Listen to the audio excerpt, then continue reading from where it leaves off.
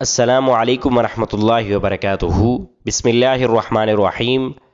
آج کی ہمارا شرعی مسئلہ یہ ہے کہ نماز میں اشارے سے کسی بات کا جواب دینا کیسا ہے۔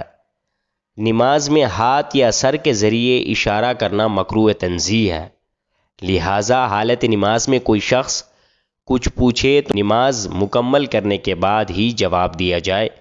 البتہ اگر کسی نے جواب دے دیا تو نماز نہیں ٹوٹے گی، لیکن یہ عمل ضرور مکروہ ہے، جیسا کہ فتاوی عالمگیر میں ہے کہ جس کا ترجمہ اگر نمازی نے سلام کا جواب اشارے سے دیا یا کسی نے نمازی سے کوئی چیز طلب کی اور نمازی نے اپنے ہاتھ یا سر سے ہاں یا نہ کا اشارہ کیا تو اس کی نماز فاسد نہیں ہوگی۔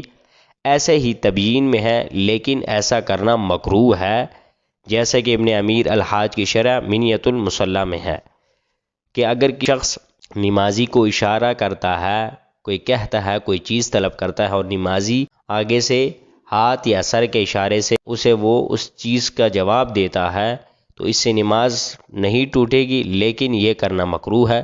اللہ رب العزت ہمیں ان شرعی مسائل کو سمجھنے اور ان پر عمل پیرا ہونے کی توفیق عطا فرمائے۔